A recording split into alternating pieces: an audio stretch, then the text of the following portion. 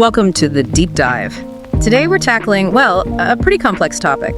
The Marxist-Leninist view on religion, how that plays out in Vietnam, and the fascinating link between ethnicity and religion there. That's right. And our main source material is a document called Van Bunduk Dan, which basically translates to pasted text. It's quite dense, definitely. Yeah. But our mission here is to, pull out the really key insights for you. We want to make this complex subject clear and understandable. Exactly. We're aiming for a solid grasp of the core Marxist-Leninist ideas about religion, then looking at Vietnam's specific religious landscape and how that connects with its many ethnic groups. It's crucial context for understanding the country. Okay, let's dive right in then. So, what's the absolute core of the Marxist-Leninist perspective on religion? Well, fundamentally, it views religion as a kind of reflection, but a distorted one, of objective reality. A distorted reflection? How so? Think of it this way. The document quotes Engels. He said religious ideas are basically the fantastic reflection in men's minds of those external forces which control their daily life. A reflection in which the earthly forces assume the form of supernatural forces.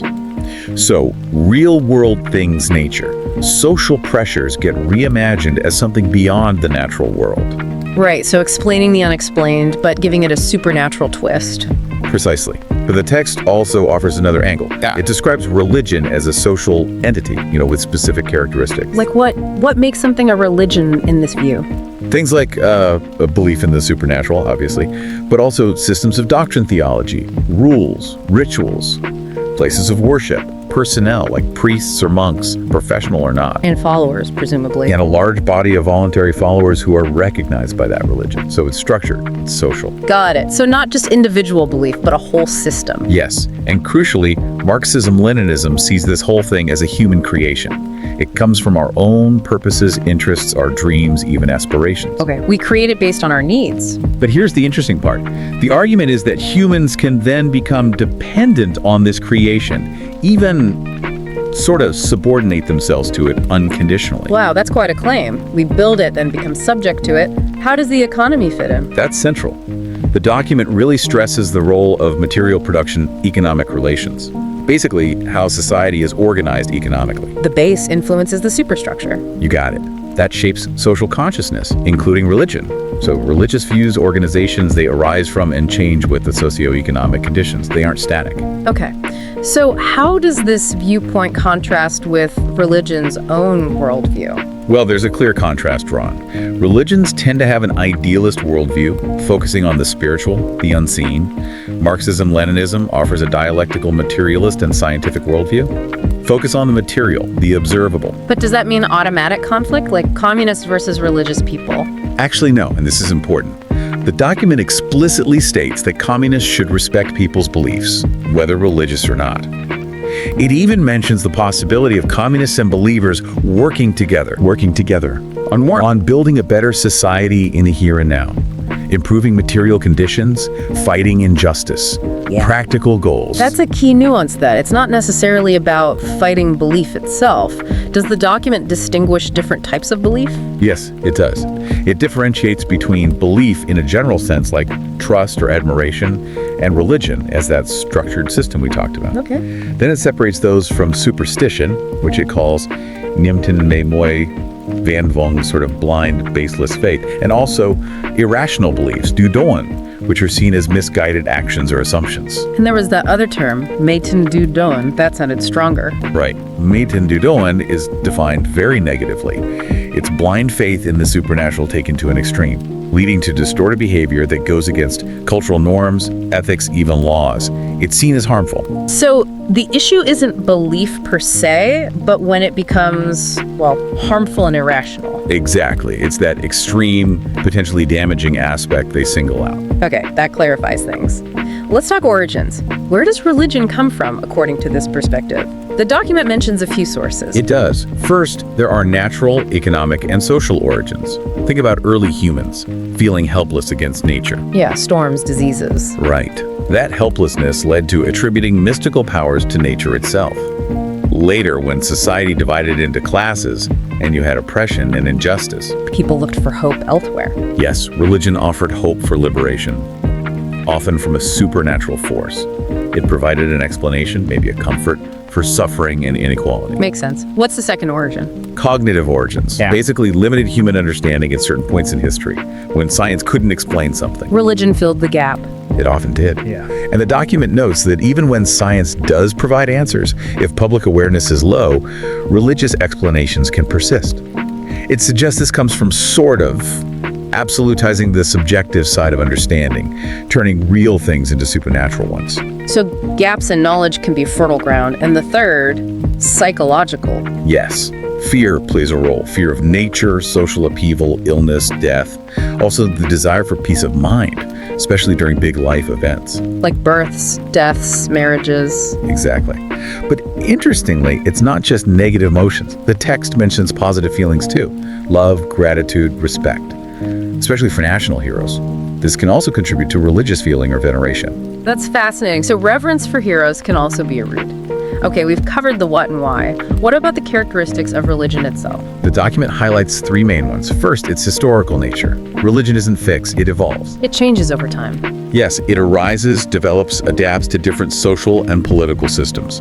It changes with economic conditions. Yeah. This can even cause splits within religions. And the Marxist-Leninist prediction is that as science and education advance, Religion will fade. it will gradually lose its position in social life and individual belief. That's the projection. Okay, so historical, evolving. What's next? It's mass character. Religion is incredibly widespread, right? Across nations, continents. The document estimates nearly 3/4 of the world follows some religion. Wow, that's huge. It serves as a major cultural and spiritual activity for billions. It often reflects aspirations for a better world, freedom, equality, even if focused on an afterlife. And importantly, it acknowledges that many religions contain humanitarian and ethical aspects that attract people from all walks of life. So it recognizes its social importance, even while being critical of the foundations. And the third characteristic... Its political nature. This is key. The argument is this didn't exist in early pre-class societies. But once you get class divisions and conflicting interests, Religion gets political. it starts to reflect the interests and goals of different classes and their struggles. And critically, exploiting classes often use religion to maintain their power, to oppose progress. This gives religion a potentially negative, regressive political side. A tool for control. That's how it's often viewed in this framework. Though again, a nuance.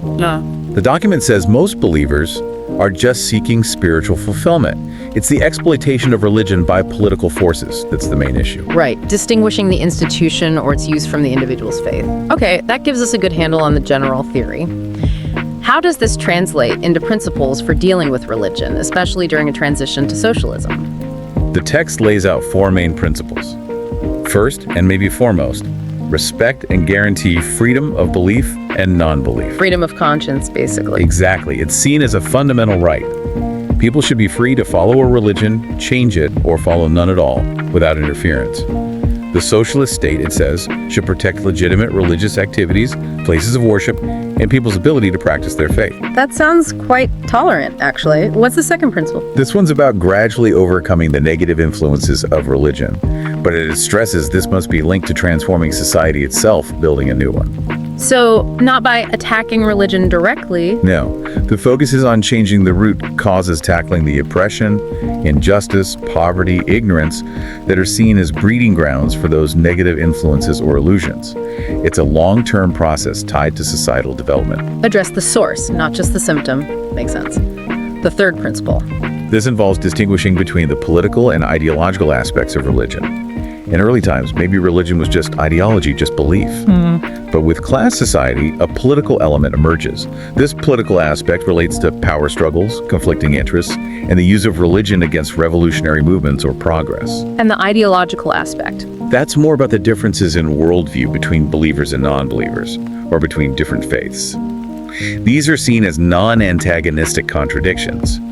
Basically, differences in ideas, not necessarily fundamental conflicts of interest. And why is this distinction so important? Because confusing the two could lead to mistakes. You might crack down on genuine belief when the real issue is political exploitation, or vice versa. It calls for careful, nuanced handling. Okay, differentiate politics from belief. What's the final principle? Maintain a historically specific viewpoint. Religion isn't monolithic or static. It changes constantly based on specific economic, social, historical conditions. Every religion is different, every time period is different. Exactly. Each has its own history, its role and impact change. Even the attitudes within a religion among clergy, followers change. So you need to understand that specific context to address issues properly. No one-size-fits-all approach. Right. Apply the principles, but always consider the specific time, place, and religion. Okay, this provides the framework. Let's shift gears now to Vietnam. How does all this apply there? What does religion actually look like in Vietnam? Well, the document paints a picture of Vietnam as very much a multi-religious nation. Yeah. It mentions 43 recognized organizations belonging to 16 different religions. 16. Wow. Yeah, and huge numbers of personnel, around 57,000 dignitaries, 157,000 religious workers, and over 29,000 places of worship. So religion is a significant presence. And diverse origins, you mentioned. Very diverse. You have major imported religions, Buddhism, Catholicism, Protestantism, Islam, but also indigenous faiths that originated in Vietnam, like Cao Dai and Ho Ha. It's a real mix. And how do these different faiths interact? Is there conflict? That's a key point the document makes. Generally, no. It emphasizes that religion in Vietnam is diverse, intertwined, but characterized by peaceful coexistence. Vietnam's described as a cultural crossroads where different faiths have learned to live together respectfully. Without religious wars or major clashes? Largely, yes. And interestingly, it notes that imported religions didn't just arrive and stay the same. They've all been influenced and shaped by Vietnamese culture itself. So a kind of Vietnamization of religion. You could say that. A strong element of cultural integration seems to be at play. What about the believers themselves? Who are they? The document describes the majority as working people, laborers mainly, who are also patriotic and have a strong sense of national identity. So faith and patriotism go together. Apparently so. They're portrayed as generally supportive of the nation, resistant to foreign aggression, active in building the country. The phrase used is aspiring to a good life, a beautiful religion. Interesting. And the religious leaders, the dignitaries, what's their role? They're seen as important figures, obviously, holding positions of authority and influence within their faiths. They manage the organizations, guide followers spiritually. The text notes a growing progressive trend among them, despite various social and political pressures. Progressive in what sense? Likely meaning more aligned with national development goals, patriotic sentiment, perhaps social engagement. Got it. The document also mentions international connections, right? Yes. Both the imported and even the indigenous religions often have links to organizations or individuals abroad, and Vietnam's expanding diplomatic relations tend to strengthen these ties. But there's a caution there, too. There is. It stresses the need to balance this international cooperation with protecting Vietnam's independence and sovereignty. There's a concern about hostile forces potentially using issues like religious freedom or human rights to interfere in Vietnam's internal affairs, the peaceful evolution strategy concern. Right, the geopolitical angle. Okay, so that's the landscape. What about the specific policies of the Vietnamese party and state today regarding religion? The foundational policy, as stated in the document, is that belief and religion are seen as spiritual needs for some people, and they are expected to coexist alongside the nation during the process of building socialism. So, not something expected to just vanish overnight. No. This view is presented as scientific, rejecting ideas that religion can just be stamped out administratively, or that it will automatically disappear with more education or wealth. It also rejects the idea that religion is totally unchanging. So, the policy is? Consistent respect for and guarantee of freedom of belief and non-belief. People have the right to normal religious activities as long as they're within the law. Religions operate under the law and are equal before it. It suggests a framework for long-term coexistence. Coexistence within the law. How does national unity fit into this policy? It's absolutely central. A core policy is pursuing great national unity, bringing together everyone, religious or not, followers of different faiths. Discrimination based on belief is prohibited. Mobilizing everyone for national goals. Exactly. Encouraging participation in economic development, social activities, defense, all aimed at building a wealthy people, strong country, democratic, just, and civilized society. Everyone has rights and duties regardless of belief. Does this include traditional beliefs too? Yes. Specifically mentioned is preserving and promoting positive values from things like ancestor worship and honoring national heroes. But at the same time, prohibiting the exploitation of belief for superstition, illegal acts dividing the nation, or harming security. A balancing act, then. What's the main focus of the government's religious work? The core is described as mass mobilization, encouraging religious people to embrace patriotism and national unity, to participate actively in state policies, economic, social security that benefit everyone, including them. So integrating religious communities into national life? Yes, and promoting development in religious areas to improve living standards, ensuring people understand state laws and policies, including those on religion, and follow them. It's seen as a whole-of-system responsibility involving all levels of government. And it involves managing potential problems, too. Definitely. It includes strengthening state management of religion and actively combating misuse or exploitation of religion that could harm national interests. So it's enabling practice, encouraging participation, but also managing and controlling potential negative aspects. And finally, what about the actual practice and propagation of faith? Believers are free to practice at home and in legitimate places of worship, according to the law. Recognized religious organizations operate legally and are protected. But with conditions. Yes. All religious activities, including practice and propagation, must comply with the Constitution and laws. Religion can't be used, for instance, to spread false beliefs, engage in superstition, or coerce people into converting. Illegal propagation or activities violating the law are forbidden. Okay, clear framework. Let's move to the third part, the relationship between ethnicity and religion in Vietnam. These often overlap complexly. How does the document describe this connection? It starts by reiterating Vietnam is multi-ethnic and multi-religious. And crucially, it says the relationship between the two is established and strengthened based on a sense of a unified national ethnic A community. unified community despite the diversity. That's the emphasis. Historically and today, religions in Vietnam are seen as having a tradition of being closely tied to the nation, linking religious and secular life. People, regardless of ethnicity or faith, generally feel united by shared origins and a common national identity. Which, as you mentioned, is seen as different from many other places. Yes, the document contrasts this relative stability with ethnic and religious conflicts elsewhere. It credits the party's leadership since independence for fostering this stability, though it does admit occasional shortcomings in policy implementation have caused localized tensions. So the goal is constant improvement. Right, promoting the positive values of all ethnic groups and the positive ethical cultural aspects of religions to enrich Vietnamese culture, all while ensuring political stability. Harmony and stability are key. The document placed a lot of weight on traditional beliefs influencing this relationship. Can you unpack that? Yes, this is fascinating. Traditional beliefs are seen as incredibly influential, operating at all levels. Ancestor worship is huge, obviously binding families Across ethnicity? across ethnicities and religions, often. Then at the village level, you have the worship of tutelary gods, Tan Hong Long, often founders or local heroes. This links families to villages, and villages to the nation. And nationally. The pinnacle is the belief in common national origins. The Hung Kings, the legendary founders. Performing rituals related to them reinforces this sense of shared descent and national solidarity, regardless of background. So these traditional beliefs act like a cultural glue. Exactly. And the document argues they strongly shape how other cultures and religions are received and integrated. Vietnam being a cultural crossroads, most major religions came from outside. And they had to adapt. They had to adapt to these deep-rooted traditions, especially ancestor worship, to really take hold. The document points to how Confucianism, Buddhism, Taoism, even Catholicism transformed upon entering Vietnam. This traditional foundation is incredibly powerful. That's a really key insight into Vietnamese culture. Now, the document also mentioned concerns about new religious phenomena. What's the issue there? Since economic reforms and more global integration, religious life has become more active, and new religious groups or phenomena have emerged. It lists examples like Long Ha Di Lac, Tien Lam Van Che, Tan Hai Vo Tun Su, Tien Rung, And some disguised as religion, like Tin Laniga. yes, or Ha Mon in the Central Highlands.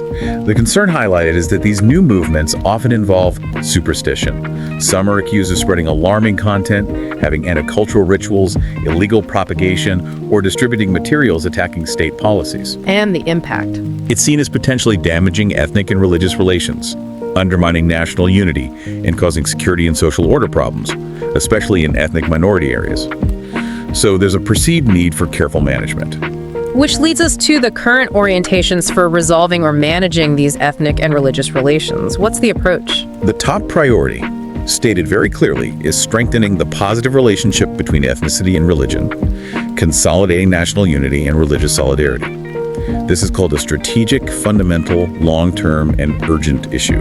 Strategic and urgent. Yes, promoting traditional cultural values of all groups and the positive ethical values of religions is seen as vital for national development, especially during the current renovation period.